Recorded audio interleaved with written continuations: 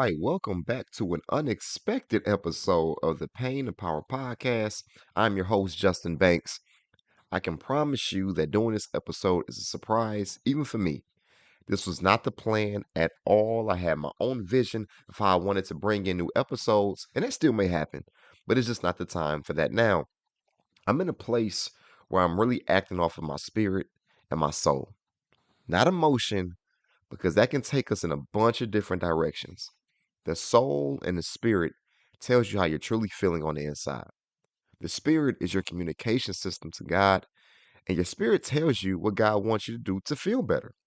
Now, it may be something that you don't want to do, but in the end, you'll have some release, and in the end, you'll find some peace.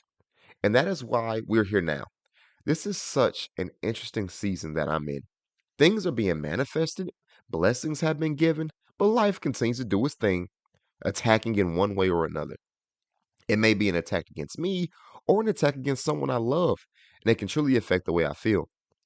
I know so often we have these moments when we're feeling good, and then that thought comes or that phone call comes, and we go back to that negative and pessimistic person that we're also comfortable with. This episode is being used to address that person. It's being used to address our negative selves and stopping us from going back to that train of thought when things get tough. We off that. That's the name of this episode. We off that. We're done with it. We've had enough, and we're not going to keep reverting back to a person with a thought system that holds us back. That's all it's doing. Holding us back, which then holds back dreams, purpose, and promise. This is a declaration of handling these situations differently to get to the next level. Now imagine you're in a gym and you're shooting a basketball. Now, if you make one shot, every dream and vision that you've been after will come true. It may seem simple enough, but then life happens. You weren't told that there were going to be defenders trying to block your shot. You may get fouled and hit unfairly, and you may get hurt or injured. Imagine the frustration of just trying to make this one shot to save yourself and your family. And it feels like every time you try, you are denied and shut down. Now, these defenders that are blocking your shot, they have names: doubt, depression, anxiety, procrastination, disease, traumatic experiences, poverty, toxic relationships, breakups, losing jobs. The list goes on and on. Some of us get our shot blocked so many times that we just decide to quit, or we decide to sit in the bleachers and watch other people try to shoot. And sometimes we see those people make it. And what comes next? The envy and the hatred. And we talk down on ourselves, saying what we can't do, just beating ourselves up over and over again. The defenders on the court don't even have to do their job anymore because we're doing it ourselves because we learned it from them. We've seen so many people doubt in our lives that it just becomes our reality. Anger has been so normal that we just become angry people. We're taught to get a job, hate the job, hate Monday through Thursday, turn up on Friday and Saturday, and maybe go to church if we're feeling up to it on Sunday. It just becomes our life. You see people settle or you see people quit, and then we become the next generation. But let me tell you something. We off that. We're done having society's ill beliefs become who we are. This is our life. We have our own selves, our own stories, and we will live with our own sense of individuality. Sometimes society is giving you tips to fail. Sometimes society wants you to fail and scoreboard watch because scoreboard watchers can be controlled. Forget about that one shot and just come work for me. Forget about building that business. Entrepreneurship is a myth for people like you. Don't worry. If you work for me, we'll treat you like family. And oftentimes, what does that really mean? You're probably going to be treated horribly. We get overworked. We're away from home and our families. This becomes our new reality. Forgetting about ever taking that shot again, being put into a system, and into the matrix you go. I was feeling so down on myself for a couple of days, which created the genesis of this episode. This week before was great. I was out of town, living life, following dreams, spending time with my girlfriend. Mine was clear, mine was free. But then I came home and I became my environment, accepting a reality about my life, whether I knew it or not. I also received some bad news and I was a little depressed. I was hurt. And the hard part for me is that I have to get up early for work some days. And some days are a struggle because I may not get enough sleep. And so much is on my mind that I was even waking up before my alarm went off early in the morning. No good comes from getting 3 hours of sleep and then working morning, noon, and night. It depletes me, it irritates me, it frustrates me. And all the thoughts that I've tried to keep at bay just jump me early in the morning. I was having the worst fit, just angry in bed, calling out to God, asking why for certain circumstances in my life, talking about how hard I've been working to be obedient. I've been baptized. Why are you forsaking me? I've been reading my Bible like you told me. Why are you forsaking me? I'm meditating more. I'm on my knees and I'm praying to you. I'm going to church. I know you know my heart and my soul because you created it. And you know that my intention is to serve you. So why are you making it so hard? Do you want me to feel hopeless? Do you want me to feel depressed? Do you want me to go back down that dark rabbit hole? What exactly is going on? You ever ask those kind of questions? Like, why me? So on this early morning, and feeling doubt, anger, and frustration, I hear God ask me, how long are you going to keep doing that? You think if I give you $1 million that all of your problems are gone? You are a soldier in my army. Your problems just don't go away. You are meant to be a problem solver. I have to allow you to go through challenges because you are supposed to overcome them. Learn the lessons and help someone else that may be going through the same thing. This is the way this life thing works. It doesn't mean that life won't be full of great times, but it's also not all sunshine and rainbows. Sometimes you got to go through the rain to get to the sunshine and rainbow afterwards. And man, did that shift some stuff. I was just praising and worshiping you, God, for providing me with great opportunities and a glimpse of what's to come in my life. And as soon as some problems came, I reverted right back to being a victim, asking why am I being victimized and dipped into sorrow and to sadness. And just awaiting God, you're going to just swoop in and save me as soon as possible. Let me tell you that it really doesn't work that way. A next level life requires next level thinking, next level faith, and next level discipline. So it was in that moment early in the morning that I had to tell myself that I'm not going back down to that level because the Lord just took me up. And this new level is going to require a new level of mindset, but not just the wealthy mindset that we always hear about or the successful businessman or businesswoman mindset that we hear all the time. When you are at that level, what are you going to do when life strikes you again? Are you going to forget all of a sudden who got you there? What got you there? Or are you going to spiritually reset and figure out how to address the challenges to defeat them and move up once again? Let's go back to that basketball example. Sometimes when you're shooting, it's just not your day. Sometimes you just can't make everything, but that doesn't mean you just quit. You may need to reset. You may need more skills, but you don't just stop playing the game altogether. To get a win against those defenders, you may need to work on your dribbling. You may need to work on your fadeaway to defeat that opponent's reach. How good is your footwork? Do you need to get faster or quicker? Sometimes the defenders are levels and tests that need to be overcome. They're lessons. Your defenders are an opportunity to get better at something to defeat them. I want us all to change our perspective when we're on the court. It's a reason why you're getting defended. Think about this. I love Kobe Bryant. Rest in peace to the Black Mamba. He was just so skilled. That man was an assassin on the court, and he didn't think anybody could guard him. He made the hardest shots against great defenders. He welcomed the challenge because he knew that challenge would make him better. But he also was a gym rat. If something wasn't working, he was going to figure out how to fix it. Taking shots after the game, working on his conditioning, figuring out how to get the upper hand against his opponent, strategizing. It takes a physical and a mental endurance to keep going through the hard times, but he did it, and it helped him get 5 rings. Let's continue to develop our skills and work to defeat any opponent that stands against us.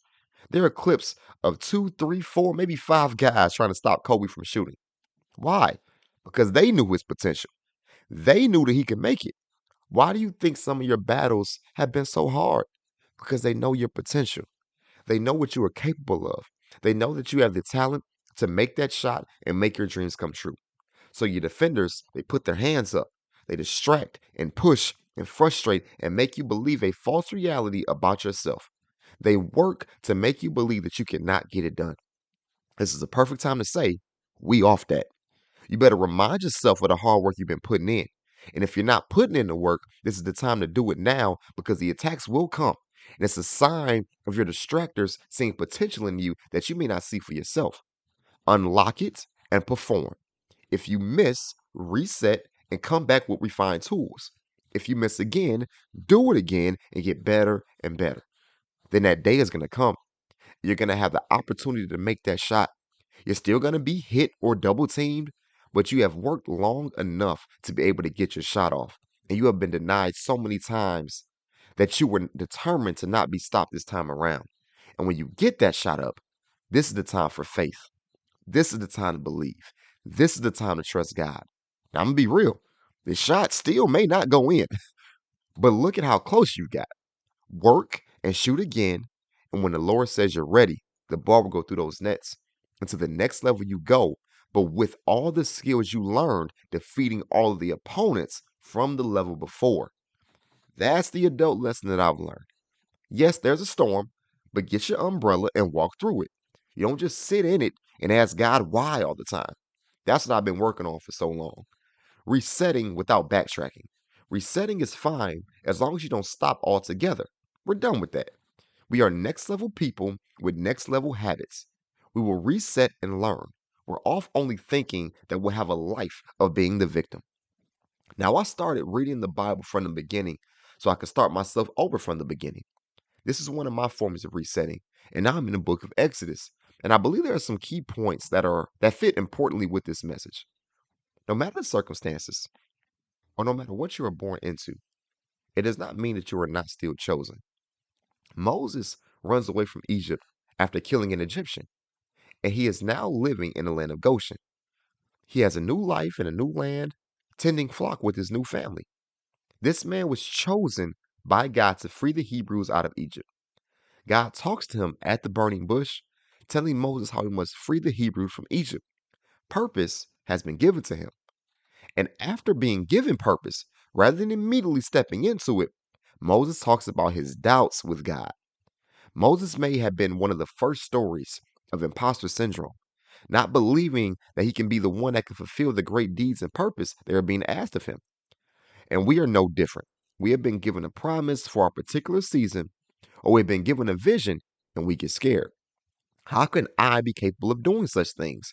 I don't have any money. I can't make a difference being in poverty.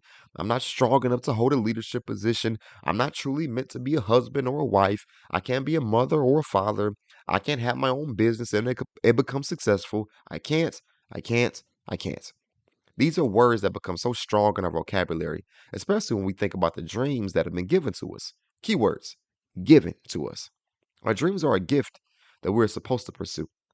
But because it seems so far away, it doesn't seem tangible. Moses asked God, how can he be the one that helps deliver the Hebrews from Egypt? He says he can't talk that well and won't be able to get his words out clearly to Pharaoh. God knows every gift and every flaw. And if he already knows the plan necessary, that eliminates your doubt in regards to purpose. God tells Moses to meet Aaron to help him along the journey, helping him speak when necessary. No need to provide excuses. If it was given to you, that means you are capable of getting it done. So when it comes to doubt, we off that. If you are chosen, then you are chosen. You are meant to accomplish some dream or some vision or some purpose. Don't let your imperfections give you pause and make you stop going after the dream altogether. Just because it doesn't happen overnight does not mean that the seeds have not been planted and they are not on their way to fruition. You are not an imposter. You are a goal setter and a goal getter. Don't give yourself any other negative characteristics that block your happiness and your peace. As God says, I am who I am, and you are who you are. So stand in your power and fight to accomplish the goals of the season. And don't forget who is backing you along the whole way. I had to remember this when I recently spoke at a national conference. What an opportunity this was. I earned this opportunity. I had to pray hard for this opportunity. I had to feel pain to get there. I had to be vulnerable. I had to lead. I had to have the mindset of an overcomer. I had to have faith and believe that the glass was half full. Although there were days where I was in darkness, and that didn't mean that I didn't have light.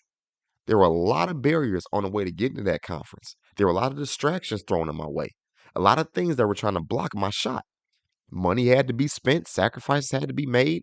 And there were times when I'm stressing, looking at God, like, do you really want me to do this? But then I get reminded of Moses.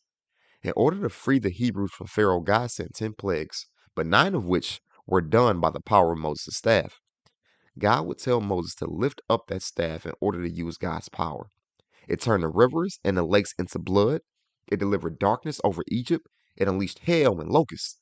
This was with a staff. This was with a rod. Why is this so important?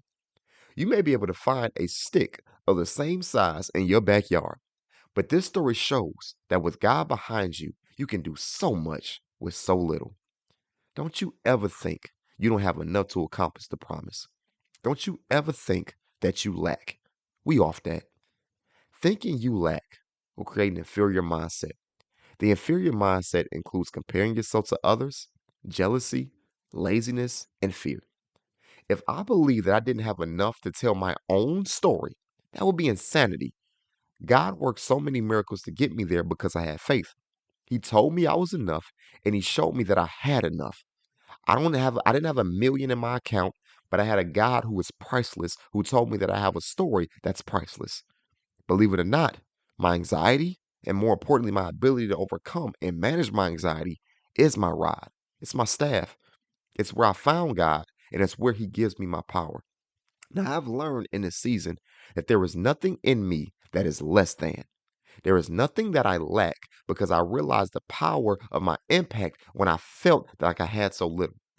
So I earn God's trust by being productive, impactful, and being grateful through Him, which leads to opportunities of being able to impact more because He can now trust me with a larger harvest.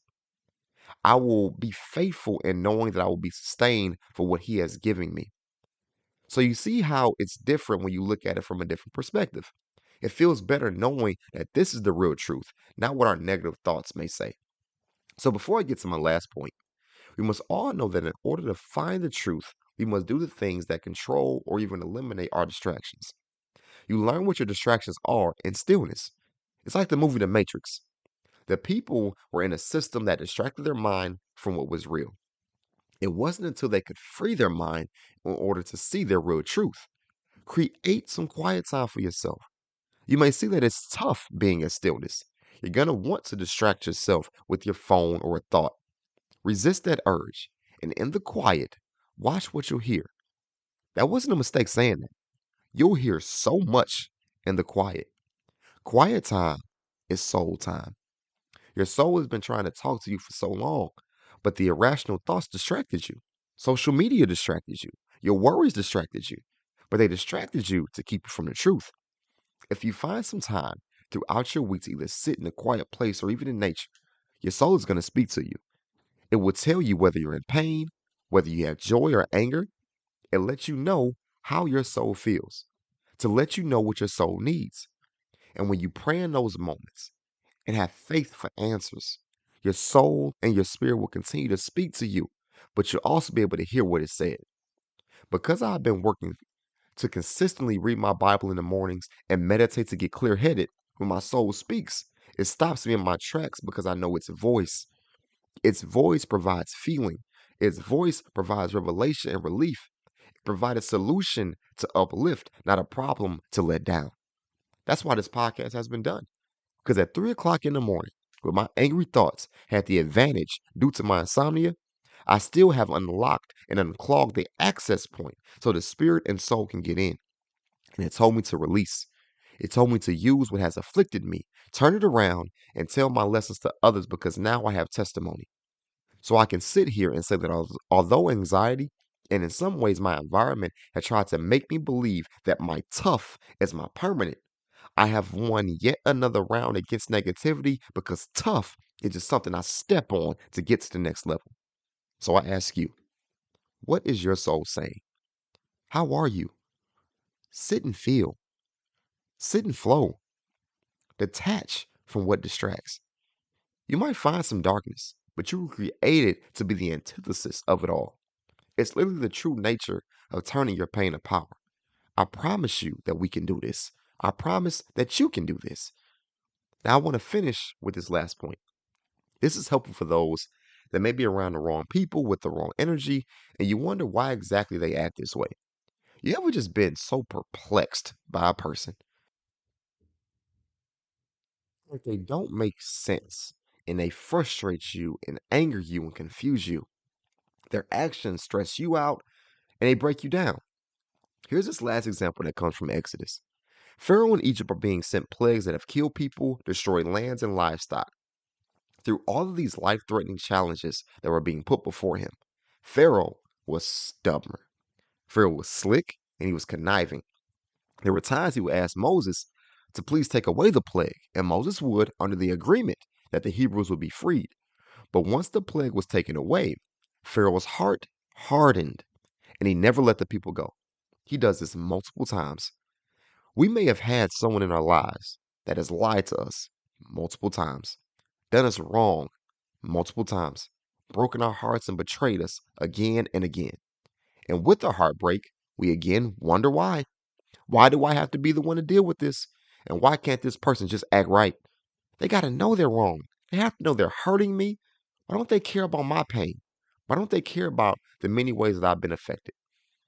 Well, before God even sends Moses to Egypt, he tells Moses that I'm going to harden Pharaoh's heart as the plagues are sent down with the purpose to show the people the true power of God.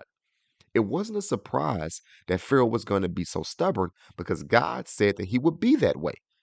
That person that has hurt your heart in more ways to count, that person or situation that keeps hurting you and traumatizing you, God knows that person is going to act that way towards you. He knows that person's character may be conniving and frustrating, but it's not about them. It's about your freedom and using God to set you free from them. God wants to show that if you depend on Him, you can be freed. I'm not talking about from just a physical perspective. Your mind can be freed so that from that person's behavior, mannerisms, and energy, and that won't keep you in chains anymore. You have an ability to free your spirit from that person's negative energy and be protected from its attacks. God knows that their heart is hardened. Are you going to allow yourself to be the same? No, because we off that. While there were locusts, frogs, lice, boils, and more plagues sent to Egypt, the Hebrews were free from that experience. When there was darkness all over Egypt, the Hebrews were given light. They didn't succumb to the locusts or the frogs. The same land where they had been enslaved is now being punished. And while they are in this same land, they are protected. You might not be where you want to be, but God can protect you where you are. That person is going to be who they are, but that doesn't mean you follow. You have to be who you were chosen to be. That's what a freedom is. Being different when things are all the same, leading while everyone is following, believing you have what you need when the world thinks they've never had enough. It was just on my heart to tell you to believe in yourself and to be done with everything that is trying to break you down. That's its only purpose. It wants you not to accomplish your true potential. Don't see yourself as low ever again. We're not going to keep making the same mistakes because we're so much better than that. I just want the best for us. And one of the reasons it feels so hard is because we feel so alone. This is why I've been vulnerable with you all for so long. You're not alone. You may not be able to see me or touch my hand or give me a hug, but I know I don't lack. And I know that my words have enough power to get to your soul and your spirit, and you can still feel. So I hope this unexpected episode lets you know that it's okay to reset or rebuild. Yes, it may take time, but at least this time you have built something that will stay strong and will stay standing. So this week, cut what's unnecessary and distracting, and may you be vulnerable, and may you heal, and may you be powerful. I hope you have a great week.